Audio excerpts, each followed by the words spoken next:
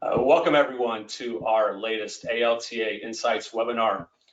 These are our free presentations offered on issues important to title and settlement professionals across the country.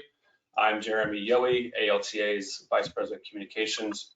And today we've got an important discussion focused on why diversity and inclusion matter. And this really can't be a simple public service announcement. Developing a diverse and inclusive culture isn't like implementing technology and then all of a sudden you have a new process.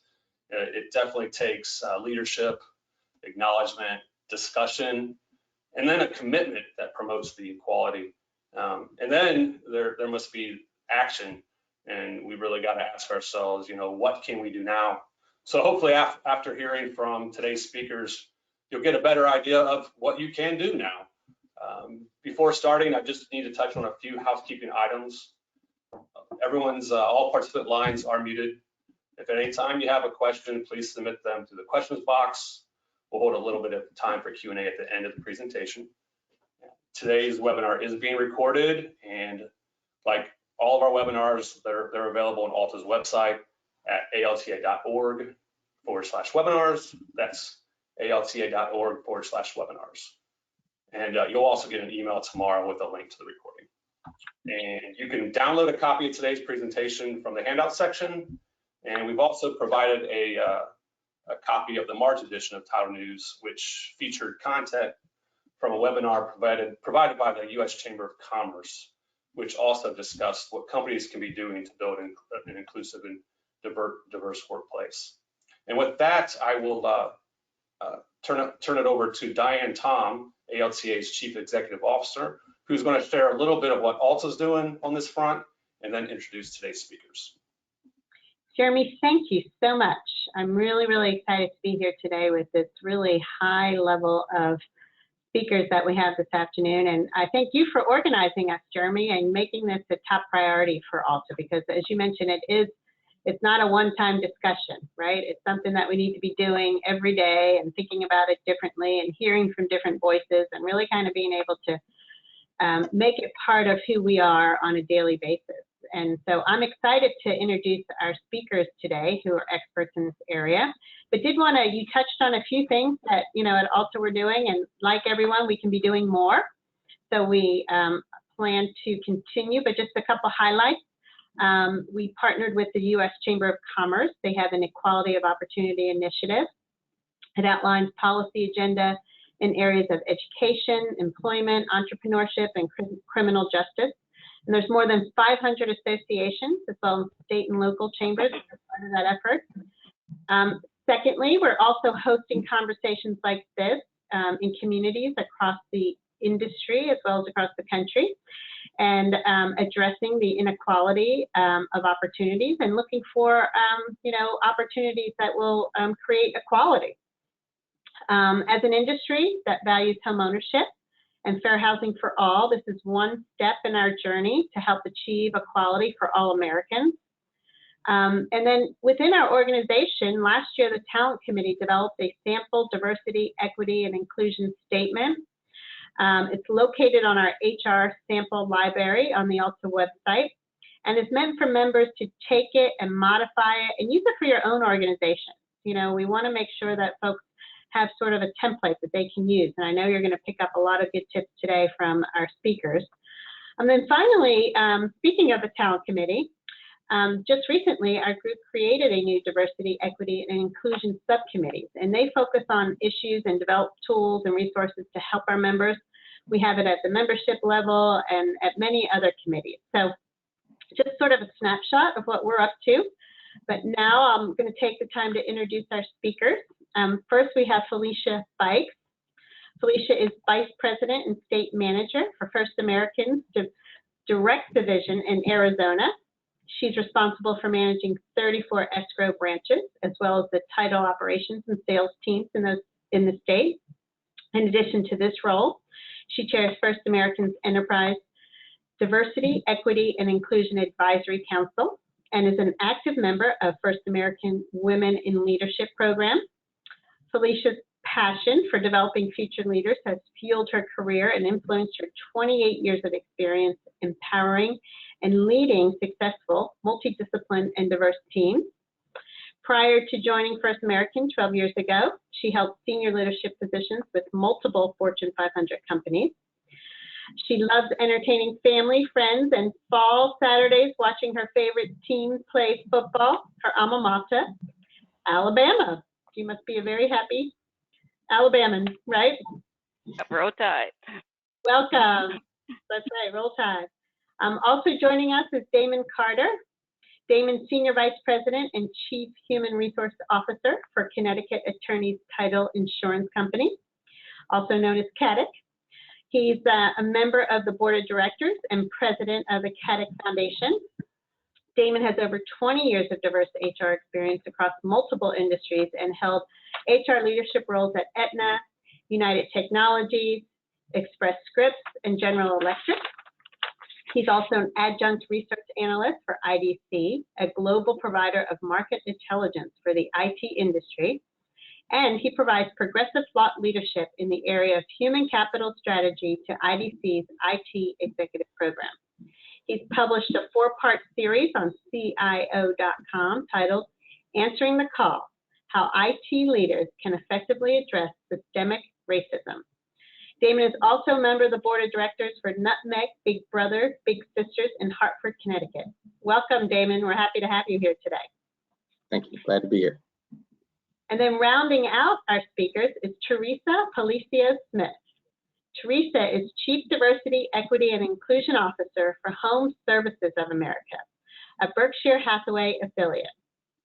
In her role, she oversees the organization's commitment to employee and agency diversity programs. Teresa has over 20 years of real estate experience and is a frequent speaker and trainer at our national events and many others across the country.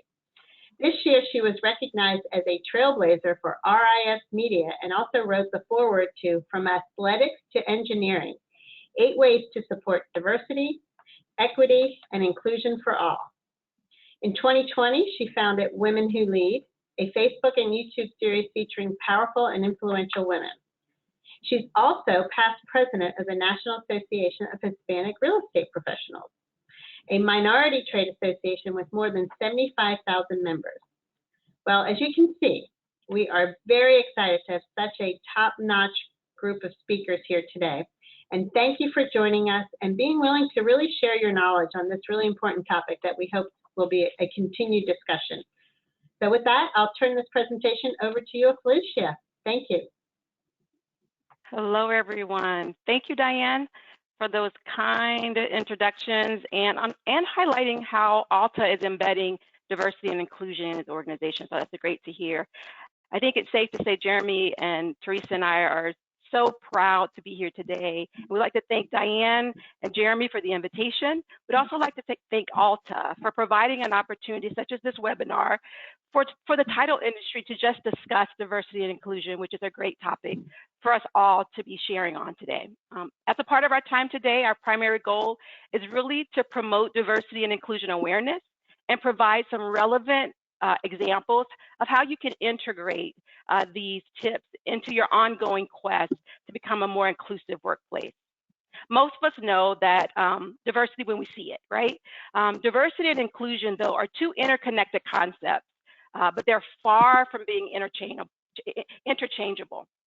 Diversity is really about representation, whether it's gender expression, ethnicity, sexual orientation, or abilities. Diversity encompasses differences, and it really requires intentionality. Now, inclusion is really about representation, how well we represent different groups, how they're valued, and how they integrate into our environment. Inclusion is also an intentional value. It's an involved value, and it helps empower all of us to become more aware of our differences. But it is possible to have diversity without having inclusion. According to Great Place to Work, an environment where many different genders, different races, nationalities, and sexual orientations are present, but only the perspectives of certain groups are valued or carry any authority or weight or maybe even influence, may be diverse, but it won't be inclusive. Diversity and inclusion is more about policies, programs. It's more than policies. It's more than programs. It's more than headcount. It's about equitable employers being equitable and how they can outpace their competitors by respecting those unique needs, those unique perspectives, and the potential for all of their team members. As a result, we will share with you today that diverse and inclusive workspace helps you earn deeper trust with your employees and more commitment from your employees. Now that I've shared a bit and defined what diversity and inclusion means for our listeners, Teresa, can you provide some insights on why diversity and inclusion really matters? And absolutely. And first of all, thank you so much. I really appreciate all of you out there in the audience that have actually joined this webinar. It's so important, and certainly to the organization, because it really shows first step, right? It's about that conversation and moving forward with those different programs that will definitely improve the quality of life for every one of us that works in this space, right? But we're going to talk first about, and first of all, Diane and Jeremy, thank you again. I got a shout out to Jim Lampier because I know he has joined us, and he's with Home Service America and runs our title division. But diversity and inclusion from a business perspective, because after all, we are all business people, right? And after, we've got to get the buy-in from our directors, from our CEOs. And this is the first place that we're going to start. Why is diversity, equity, and inclusion important? Why does it matter? And a lot of times it comes down, well, it's the right thing to do. But let me tell you, it's not just the right thing to do. It is financially the best thing to do, because when you have a diverse workforce, when you implement programs that are inclusive within your organization, it actually increases the financial quality of your own organization. You're looking at 35% better returns in your financial, from everything from ROI. You're looking at improvement on every cash flow, on return on invested earnings before interest. EBITDA, that's a big part of the real estate industry, that EBITDA, right? Investment performance, you're going to improve in the quality. And this is based on a lot of work that's done by PwC. You've got McKinsey, a lot of organizations that have actually done studies on how diversity works and what it does in the financial arena. And if you look at the numbers too, 15% improved financial returns as well. So looking at diversity from that perspective, 35% better financial returns and 15% improved in financial returns as well. Now, if you also take a look at this wonderful, survey that was done that looks at the numbers, like let's look at the business case for both gender diversity and ethnic and cultural diversity in corporate leadership. And if you can take a look at the business case, it continues to strengthen, right? The most diverse companies are now more likely than ever to outperform those that are less diverse than their peers, especially on profitability. We're talking numbers. Our 2019 analysis finds that companies, based on McKinsey studies, that in those companies that were in the top quartile for gender diversity on executive teams were 25% more likely to have done above average profitability than those companies in the fourth quartile who are only up 21% in 2017 and 15% in 2014. So if you look at those numbers alone, you can see there is a financial lucrative part of having diverse teams within your organizations, and also genders within your leadership. So let's also look at how it increases in the performance, in the innovation and the change of ideas, because that's really important.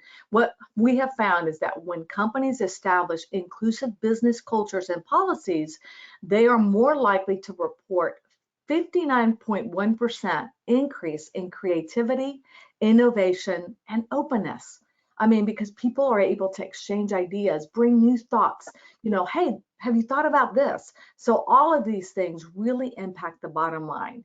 37.9% also showed better assessment of consumer products and interest and demand, because they understand what the consumer is looking at from a different perspective, right? Employees experience exclusion at the workplace when they feel valued, trusted, authentic, and also psychologically safe. That's really important. And those overall experiences of inclusion explain that 49% of teams that have a diverse are better at team solving and problem solving initiatives, and 18% of employee innovation. So organizations can actually maximize the benefits of diversity in teams by cultivating these diversity mindsets to make sure that they are creating that inclusive environment. And not only do they outperform in innovation and the exchange of ideas, but sales teams actually outperform. You know, if you look at the sales teams that are diverse, that also bring in women into the perspective, they actually, and this is a study by PwC, have higher levels of racial diversity. Those that have them have brought in 15 times. Now think about it in the title side, right?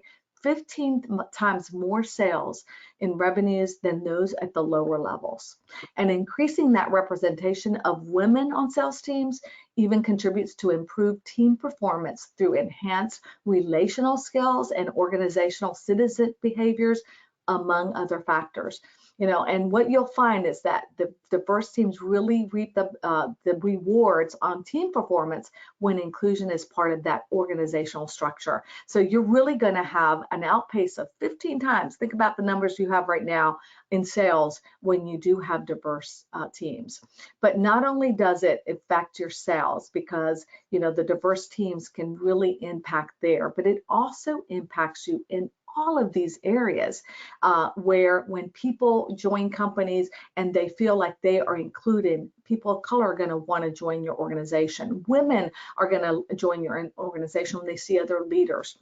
Companies with higher levels of gender diversity and with HR policy and practice that focus on gender diversity are linked to lower levels of employment turnover. So lower levels of that turnover, which is really important for us because it costs money anytime we have to train new people. Also, employee experiences of inclusion contribute to engagement and retention. 35% of an employee's emotional investment to their work and 20% of their desire to stay at their organization. And we all know in our industry, high turnover, that their link to feeling of inclusion ties directly into the fact that if they're with a company that celebrates diversity. Employees experience inclusion at work when they feel valued, when they feel trusted, authentic, and again, that they feel that they're included. And I know Damon's going to talk a little bit further about some of the things that they're doing at their organizations. We're going to be piping in, Felicia and I, and some of the things that we're doing that really help in that practice, right? And then the last thing I want to share is that for millennials, you know, that is a part of life. If you look at that 75% of our population by 2025 is going to be millennials, and then Gen Z's coming right behind there. They expect your companies to be diverse. And in fact, 69% say that that's how they judge joining an organization. They first look at their websites. They first look at the contacts and the information they're getting from your organization to determine whether or not they even want to consider interviewing with you. Because after all, if you look at the numbers, 48% of millennials are already diverse, they're minorities, and then 52% of Gen Zers are minorities. So they expect to work with their peers, and they expect that the organizations that they work for have inclusive policies and programs in place. So that's really critical as we move along. And I'm going to now transition over to Damon, who's going to give you more information about what our statistics are in the industry. Teresa, before you do that, could I just add something here? I think on your point on the millennials, I think that's a really great point, because you could, as an organization, do some simple things. They are looking at your organization once they apply, or maybe once they have an interest in your organization. So look at things like job postings, your career site, making sure that there's no unintentional biases there, right? That your job descriptions really are inclusive. I mean, that's a really easy way to attract that new talent of that new generation, because you're right, they are watching and they're looking for those things. So I just wanted to add that. I love that. So true. And I guess I will add on before we move on to kind of the stats here that, you know, I completely agree with everything as both Teresa and Felicia have stated around the business kind of impact around DE&I and why it matters. But it's also we also need to be committed to a greater purpose as it relates to DE&I, because it's about life. This isn't just a business issue. This is a human issue, and we're all connected in this in some form or fashion. You think about what's happened this past week, up in Minnesota, what we saw in Virginia with the Lieutenant Navarro, I believe it was his name, if I remember correctly, and Nazario, sorry, Lieutenant Nazario, and the Dwayne Wright situation. These are human issues that really, through our collective efforts as us coming together, DE&I matters, because this creates a platform, an environment for us to talk about these issues together, to learn together, and to inspire each other to be part of the solution. And if we're not part of the solution, you're part of the problem. It's one or the other. So this is an opportunity for us to kind of come together on this topic and learn through these various experiences that we all have as human beings. And at the end of the day, as we come together, it unlocks all this kind of potential from a business impact perspective. So it's all about that purpose. And so as I get into these slides here, I really want to kind of talk about how you get to focus on that broader purpose and leveraging that opportunity to create continuous learning within your organization as you kind of start your journey. But first, as with any journey, you got to kind of understand where you've been. And that's what I want to kind of walk through here with these first few slides, talk about statistics. And first, around employment disparities. I've shared these statistics with our staff, and some of them, it was surprising to see. My social media feed isn't the same as my neighbors, so it's nice to share this information as a group. So you look at representation of Black talent in corporate America. These numbers have stayed pretty consistent for many years, despite a lot of efforts being made to try to bolster up representation. Less than 1% in the C-suite, about little over 3% in executive and senior manager positions, and only 8% in professional level jobs. Well, where are the employment opportunities? The next bullet kind of speaks to Black workers being overrepresented in low-paying jobs in food service, e-commerce, and other frontline jobs paid at an hourly wage. And then the Black professionals who are in lucrative jobs, in professional roles, they're often experience challenges from a workplace culture perspective. So it's hard to find that place to grow. So they become retention risk. 60% of Black workers live in the South. This was all part of a recent study done by McKinsey. And this was an interesting data point, because there are fewer job growth centers in these areas. So essentially 1 in 10 Black workers live in cities with high projected growth, which is very low. And there's a direct impact on the overall wealth gap as a result. And then we've all heard about the average pay inequities from a gender perspective, and you can see the breakdown there across the board. Next slide, please. And Damon, to add to your point, and you talk about the fact that it's, Black workers, think about if you're a woman, right? Because the numbers fall even below those numbers and stats that you just gave.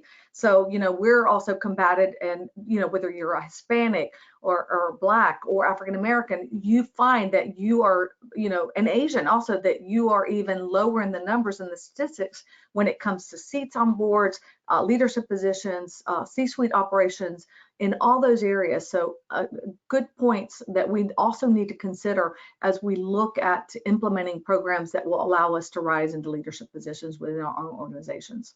Absolutely. There's lots of interesting data out around women of color and the impact, and then the lack of connection, the lack of opportunities, the being the one, often the only one in the room, and that kind of impact. So yeah, lots of opportunity there, but great point. On this slide, I really want to shift to housing inequalities. So you look at home ownership rates, which I'm sure many of you are well aware of. You see the disparity there between Caucasians at 76%, Asian, Native Hawaiian, and Pacific Islander at 61%, Latino at 51%, and African Americans at 47%. So lots of opportunity, and this matters when you start to look at the bigger picture. There's also some interesting data around research around, in several major cities that indicate that minority homeowners pay a higher tax rate on average in the same local property tax jurisdictions. And then of course the mortgage denial rate is higher for African Americans, 16%, and it's higher for Hispanics as well at 11.6% as compared to 7% for white Americans. So even getting access to what is a major financial vehicle, a wealth building vehicle, is still a struggle for many minorities across the country. And Damon, you mentioned that too on the home ownership side, because, being that Home Service America, that's what we focus on. A lot of times what we're also finding is there's a reason for a lot of this, right? And COVID didn't even help things because a lot of minorities work in the service industries, and guess who was the most affected of all the industries? Was the service industries, right?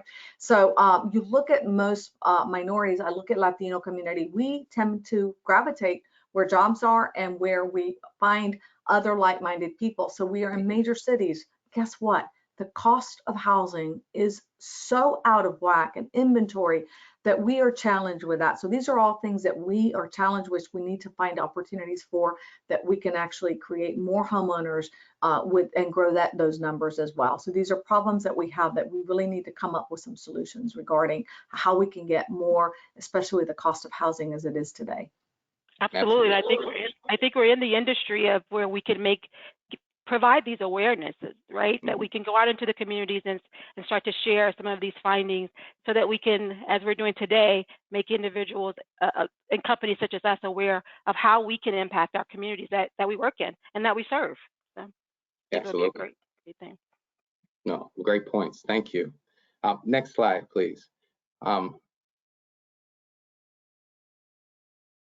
So when you look at housing disparities, employment disparities, you come up with this cumulative, this is one cumulative impact. There's lots with respect to systemic racism, but this is one financial impact, the wealth gap. And this is a really interesting data point. I wasn't aware of this until I came across it last year, that the median net worth of Black households in 2016 was around $13,000. And the median net worth of a white family in 2016 was about $150,000.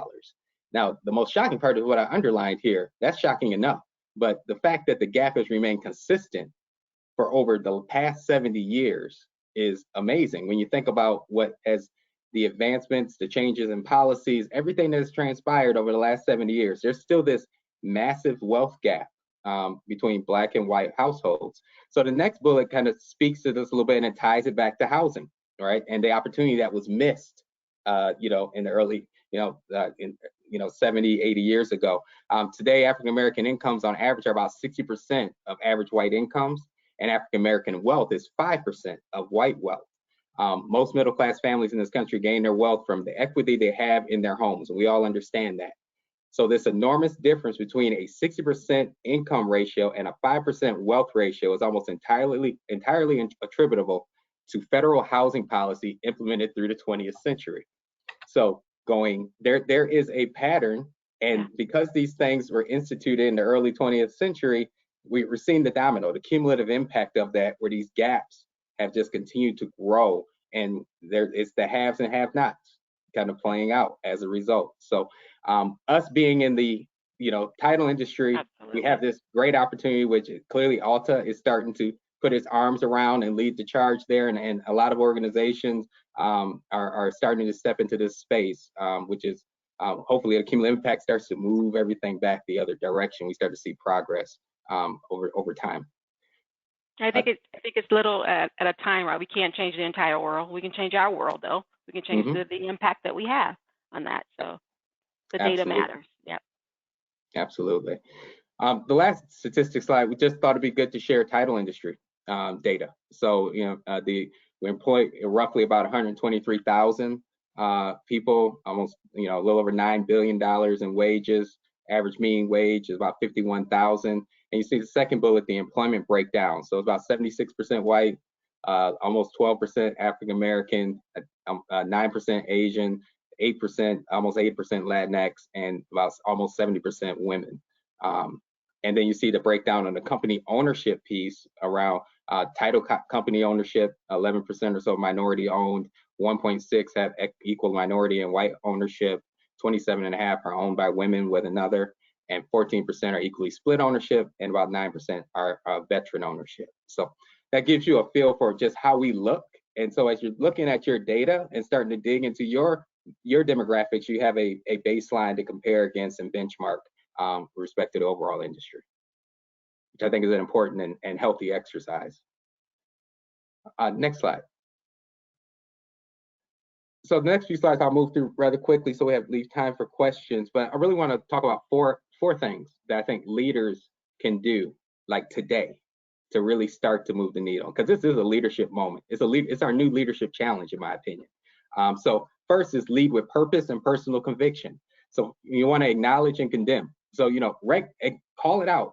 Employees want to know, how does my leader feel about what's going on out here? And so if you haven't taken that position and made it plain to your employees that this is not what we support, calling that out and condemning, issues of systemic racism and announcing that is really, really important from a leadership perspective.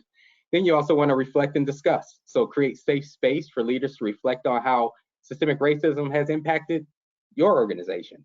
Because whether you realize or not, it has in some form or fashion, in some way. And it's worth taking a look and trying to reflect on that and understand that and get your arms around it. And then lastly, make a commitment to continuous improvement. This is not a one and done.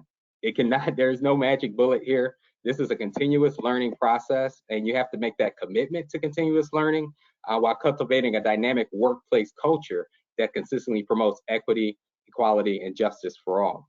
And that's just paramount to your future success. Next slide. Next, leaders want to build genuine connections. This is, I think, paramount to the success and sustainability of your D&I initiatives. In doing so, you want to develop an informed perspective. So if leaders are going to interact with people of color, with underrepresented groups of employees in their organization, educate yourself on what their experience has been. Understand what microaggressions are.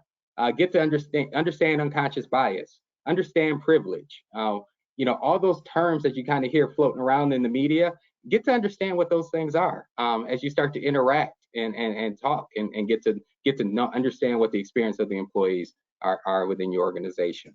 Then you want to listen to understand.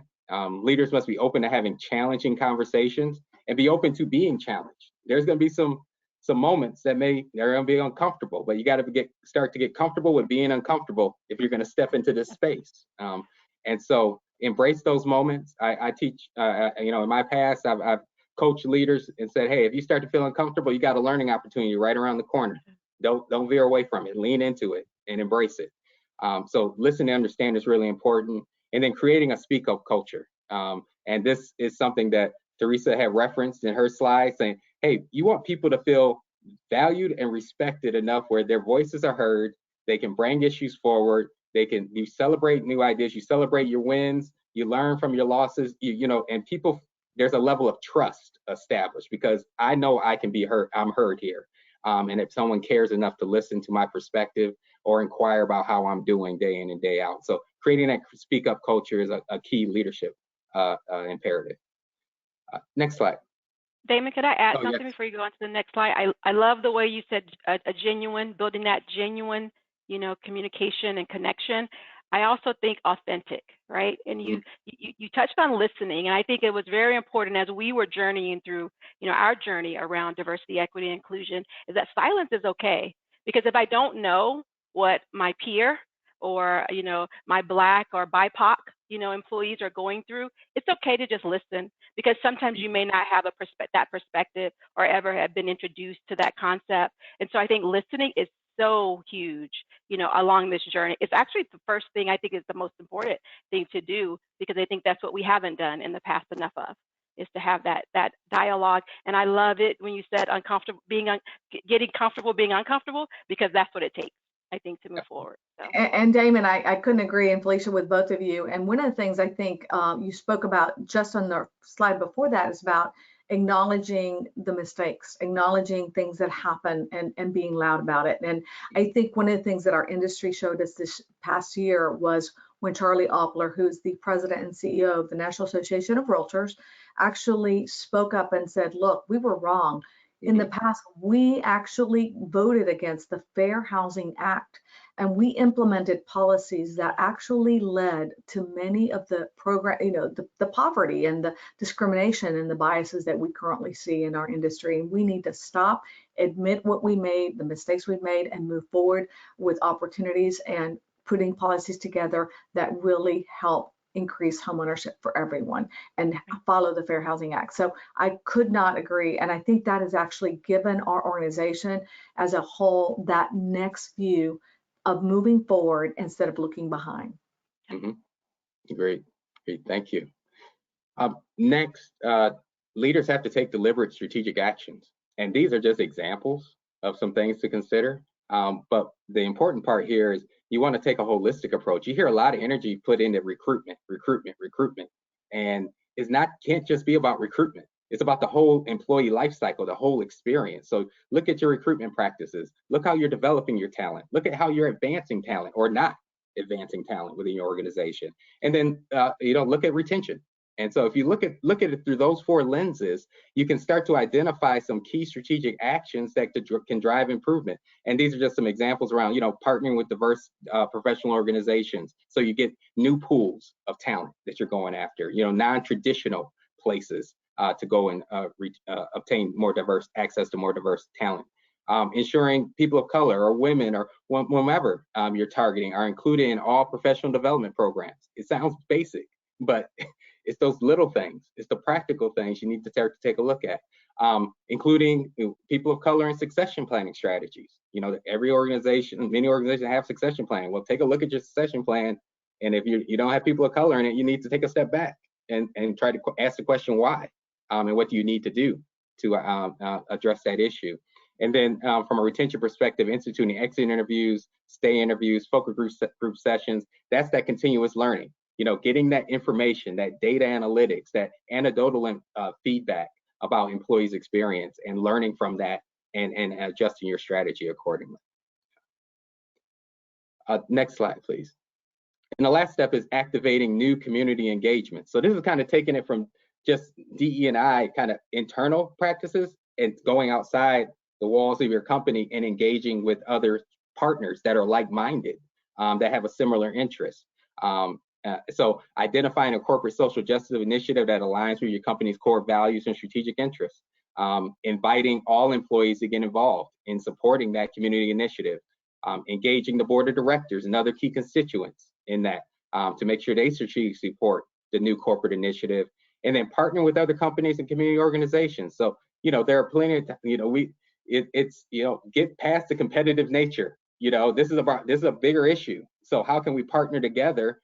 And I think there's many opportunities through various Alta committees, as I've learned since joining, having access to some of these committees, being able to hear what's going on and share and work together and building kind of a corporate community to tackle the issue, I think is really, really important, because it's going to take all of us working together to really address this issue when it's all said and done. And by doing so, you create this force multiplier effect, and that's where that synergy kind of takes hold, and you start to see a major advancement, in my opinion.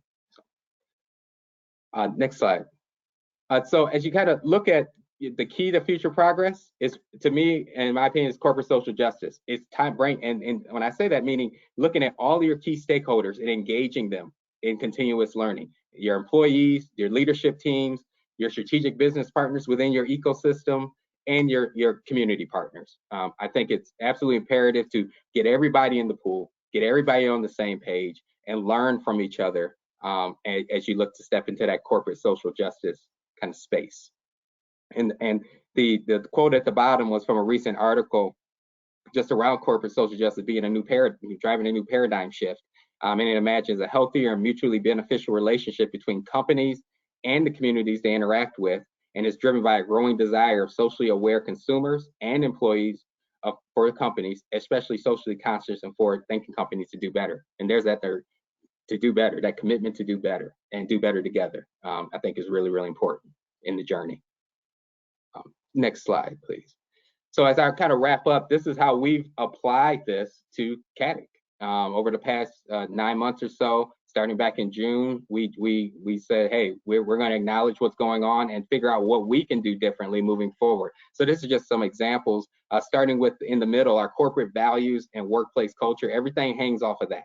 So, you know, that is the center of it all. Anything we do has to be aligned to our values and our work and support our workplace culture. We, you know, got full board commitment and engagement, and the board of directors has figured out what they want to do differently. For instance, initiating their own DEI committee moving forward, so they have constant line of sight to what's going on, and they're challenging themselves and the leadership team in that space. The CADIC Foundation has we added an additional kind of vertical within our strategy, focused on supporting organizations or not-for-profit organizations that are out there fighting the good fight with respect to fair housing in our community. The initiative at the bottom is our employee-led program. So we, as part of our overall business strategy, we made this a front burner issue. So we keep it in front of us all the time. And from that, we identified a couple leaders and we invited employees to come join a social justice program. And so we, you know, they are actively working day in and day out on, you know, identifying strategic partners in our ecosystems.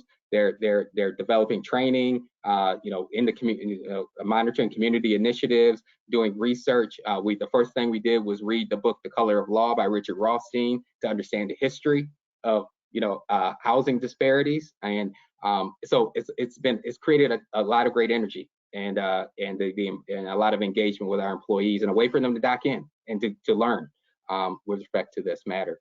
And then lastly, the CADIC Academy is a brand new learning community that we'll be launching in the next couple of weeks, where we'll be bringing in, providing out learning opportunities around DE&I topics for both employees and our agents, so that it's a way for us to interact and engage with one another, and once again, learn together. So that's just some examples of what we've done. I know Felicia and Teresa were also going to share a few examples from their organizations too.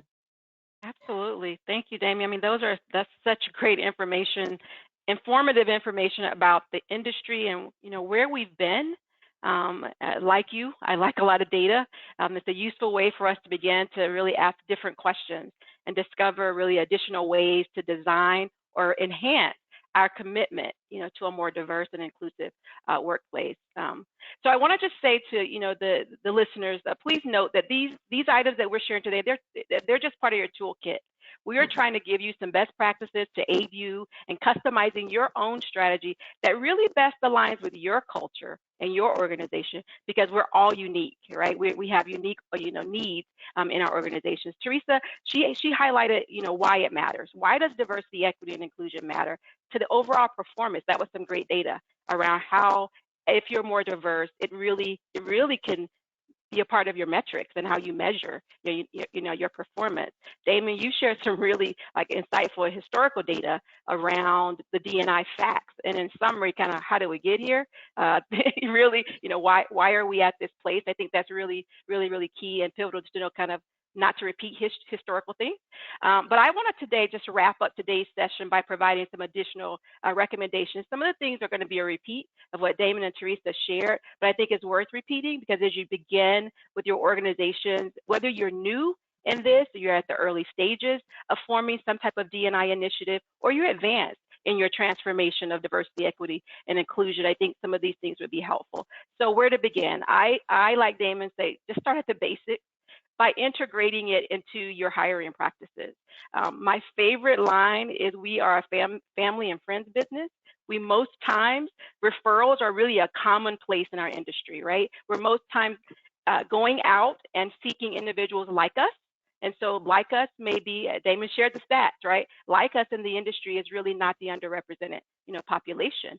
So we believe, and we all agree, that our employees know our culture the best, right? So we believe that if you cast a wider net with your employees and just ask them to refer some diverse employees, we believe it's an excellent way to introduce diversity into your organization. Another suggestion is something that we've used at First American, is really community-based organizing and recruiting. So simple things like going to the community colleges, sharing at the universities.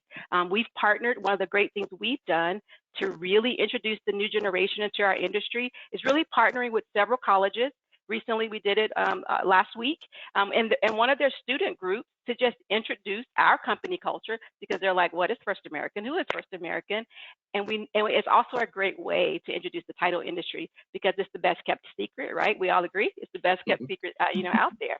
And then Damon mentioned it, and I'll highlight it again. Listen.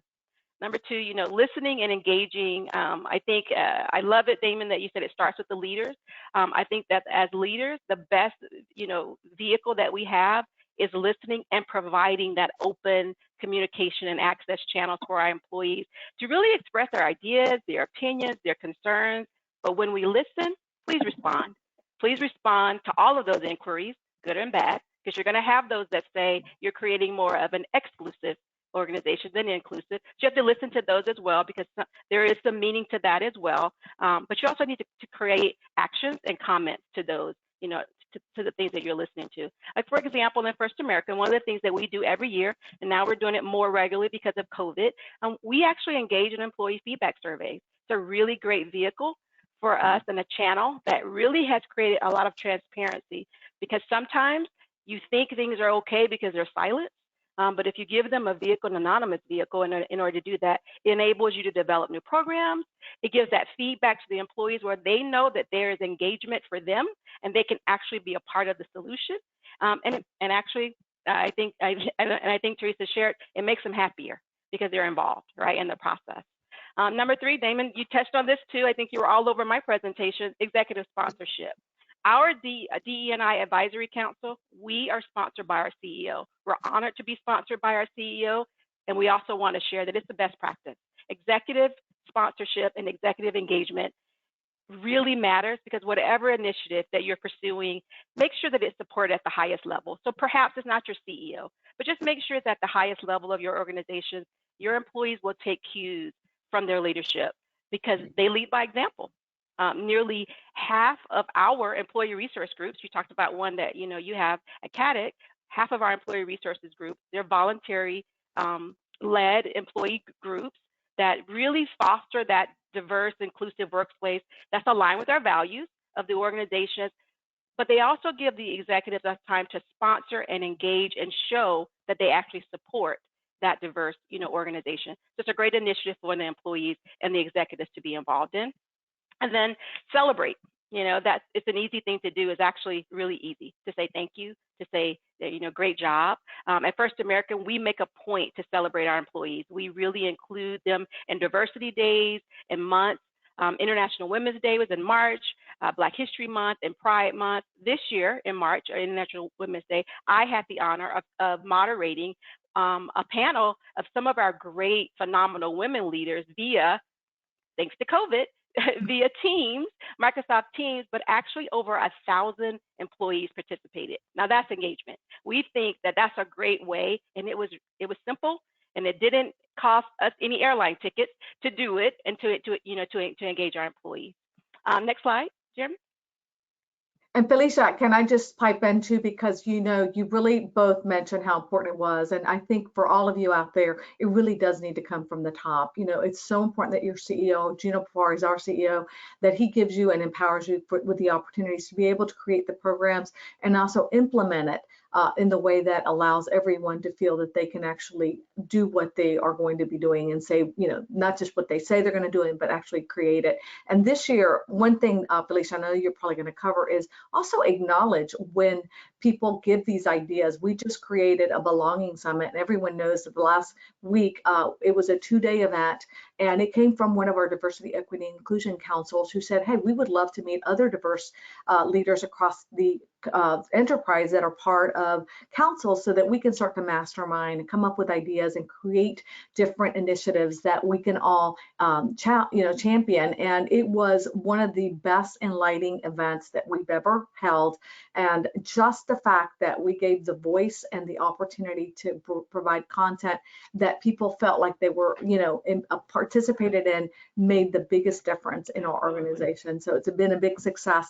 And I just want to make sure that that is prominent. It has to come from the top, no matter where and what develop. It really does need to empower you so that you can actually lead and also create these programs that make it available for everyone to be able to participate in. Absolutely. Absolutely. I mean, as we've all said, there's no one way, there's no one strategy that Mhm. can create a more inclusive environment. It takes, uniqueness around your needs, your organization. However, I think the things that we're sharing today are just key elements to every strategy that are important to keep top of mind as you build and develop, your own programs around this great, topic. As Damon has shared, there's a lot of research that's been done at First American. We did our own research as well. We're not diversity experts. So we did our own, research as well of things that we could implement that would align with our values.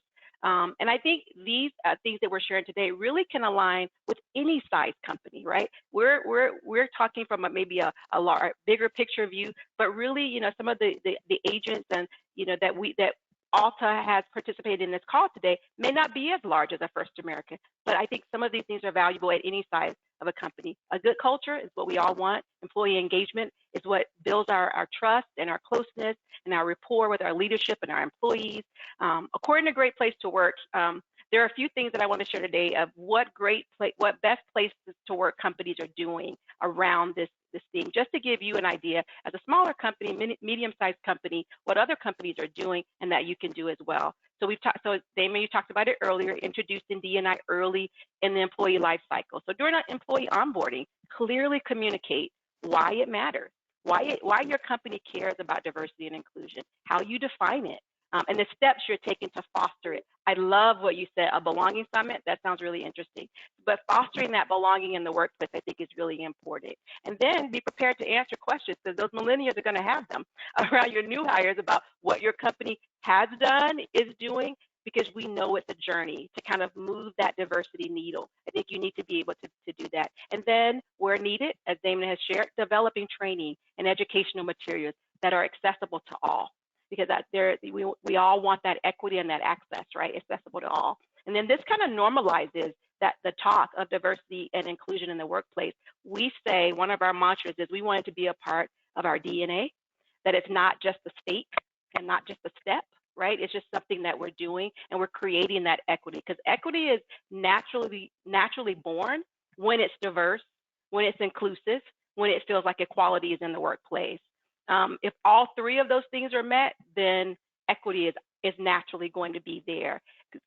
It's hard to really just define it to those, to one term, because it can be different for every organization. But in general, equity is when all members of a diverse population have equal opportunity, equal access, and equal resources. That's supporting how they succeed and grow. And so, again, if you have all three of those things, it's going to naturally happen. And if you're also offering benefits that matter, again, the voice of your employees will tell you. So if you're offering benefits like adoption leave, right? That's a really, great benefit to have if, for individuals who are thinking about starting a family. Even transition-related care for transgender employees can be meaningful also. Differences that we all have in lives and underrepresented employees show up differently, things that they may need to support their wellness, build that camaraderie, and providing that unique benefit that has an accessible scale that all of the employees feel like, their voice is being heard. And then Damon and Teresa talked about it as well, forming those we call them ERGs, acronym for everything, right? Employee resource groups, again, those voluntary employee-led resource groups that foster that community. And again, we think it would be great.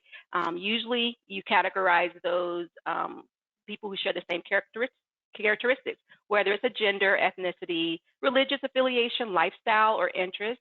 At First American, we have a few.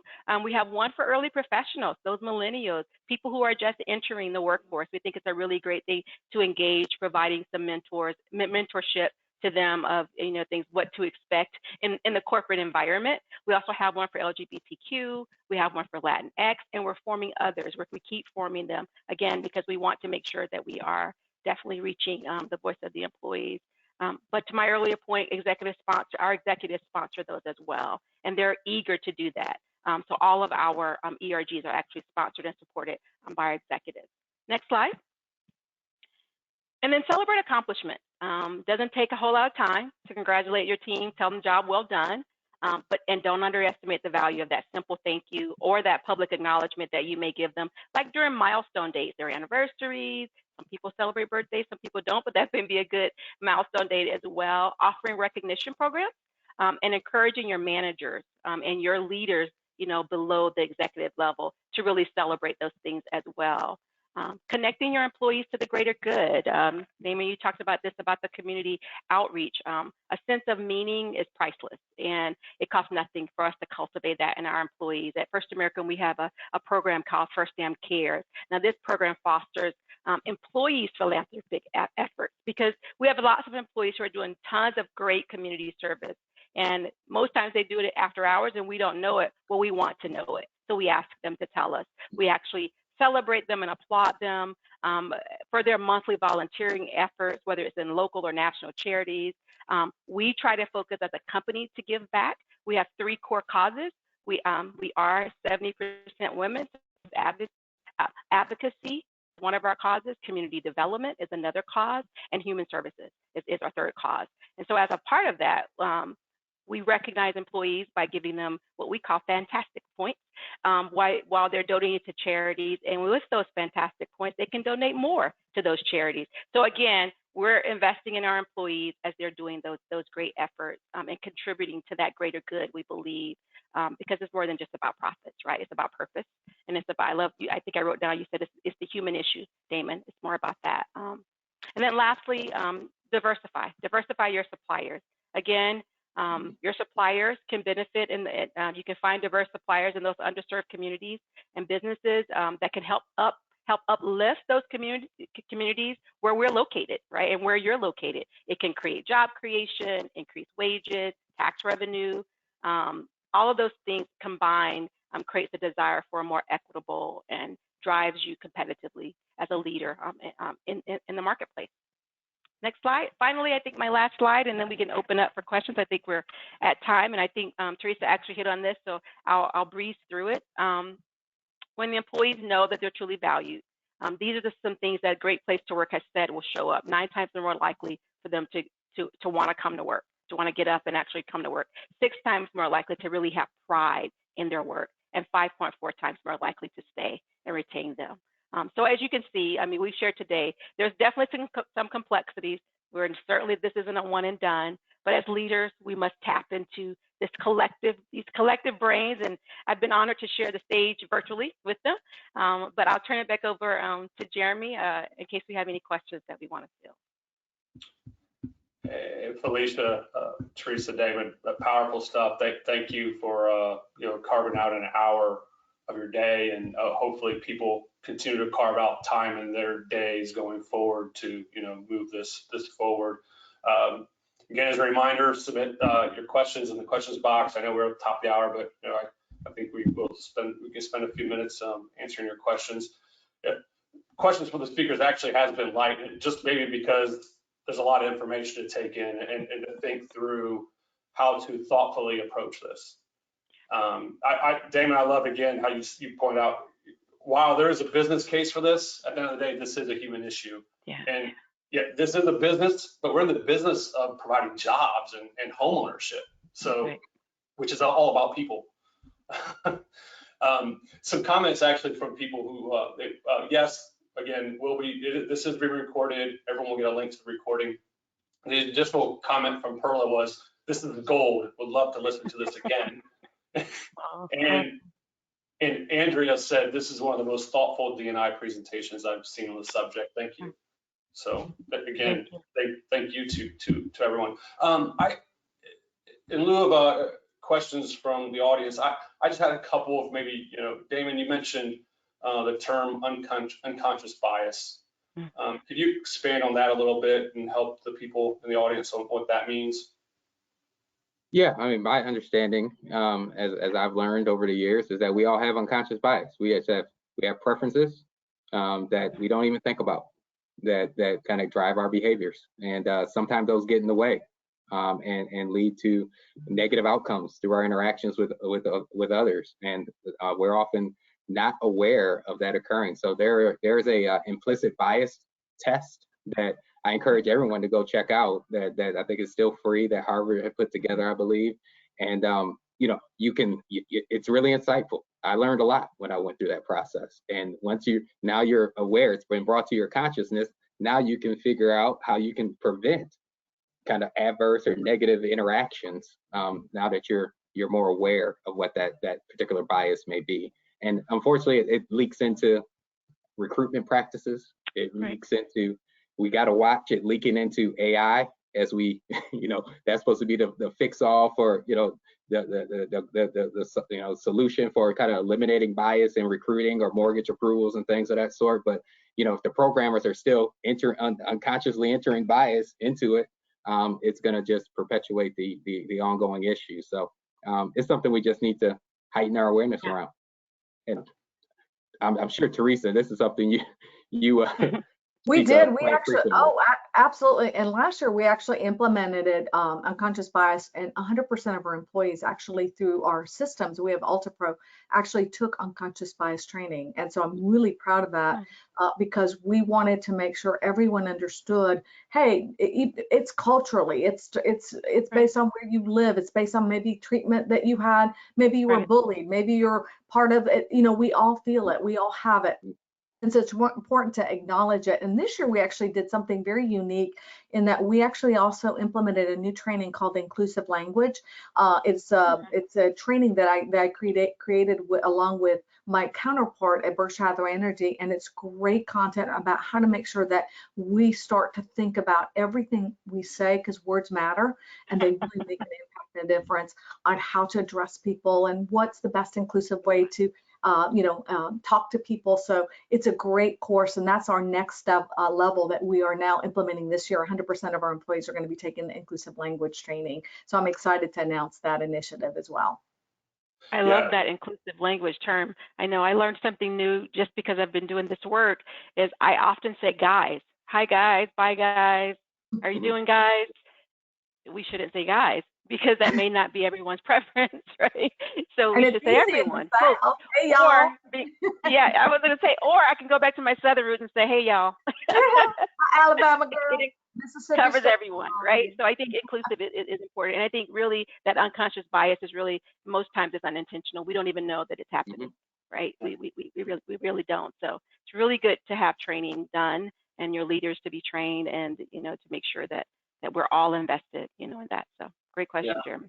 Yeah, words definitely matter. And Felicia, you mentioned it, when you're doing the job descriptions and making sure, it's worded correctly and appropriately.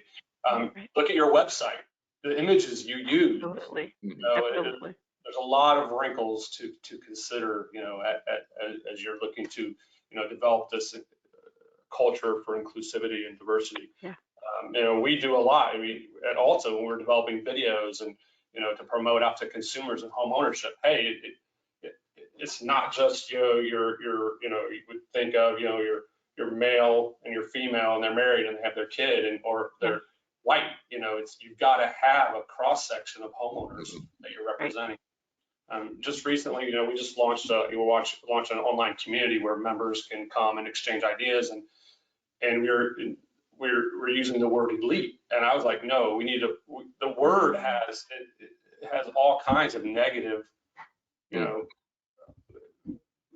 connotation to it, and unless you're from, part of society where, that is negative, you're not going to even think about it. It's like, no, we're just going to call them leaders, because that's essentially what they are. We don't need to be cute or anything like that, and just got to, again, it's a simple word, but you really got to be thoughtful in what it can mean to someone else. So. Absolutely. And Jeremy, I just want to also point out for our audience, one thing that as a minority, I know for me that, being a Latina, being a woman, that also we don't often step up to the plate for leadership. We don't always think about something because we may feel we're not good enough, right? We're not strong enough. And so for all of you out there, step up to the plate. And if you are a leader, identify people and let them know you can do this, because I think that's really important for us to also take that initiative and bring people that are that maybe have that talent, that skill, because that's what's going to give them confidence and move forward. Awesome. Teresa, probably a great way to sum up conversation unless, Damon, Felicia, have any other concluding remarks you want to add? Real No, quick. other than thank you for this opportunity. That's great. I know we ran a couple of minutes over, so I apologize. You guys got to get to other meetings. Damon, real quick, Jennifer asked where you can take that unconscious bias test. Anyone know where that may be? I can send the Harvard Business Review? Yeah, it's the Harvard implicit. If you just search Harvard implicit bias test. And if you also look at the National Association of Realtors has a phenomenal website that does provide a lot of implicit bias training that talks about how it pertains to housing. I highly recommend it. It's a 47-minute video, and it really opens to your mind to that piece of why we are so segregated in our communities, redlining, everything that touches on the business that we're in. And it really allows you to understand what wealth creation gaps, why there's a gap in homeownership, Damon, as you brought up, and why it's important for us to take those biases and understand and get rid of them, right? Because that's how we learn from it. So they've got, and they also have the Harvard link that allows you to also figure out what biases do you have that you may not be aware of. They've got like 100 different ones that you can try and like, oh my God, I didn't realize, Damon, like I was even biased against this, or lean toward this area. It's a great website and it's free. Just Google it, NAR, and you'll find it. You're allowed. You don't have to be a member to take any of those initiatives to take a look at them. Yeah, I'll second that. The NAR training courses they put out, that one in particular you just called out was phenomenal in my opinion. I learned a ton listening to that video. So they're putting out some great stuff. You gave me some homework. All right. All right. Well, again, Felicia, Teresa, Damon, thank you again for sharing your insights on this important topic, and definitely a topic that I know at Alta we will not be letting go just today. We'll definitely an ongoing effort. So with that, take care, everyone. Thank you for joining us today. Thank you all. Great being on Thanks, this. everyone. Bye-bye. Bye.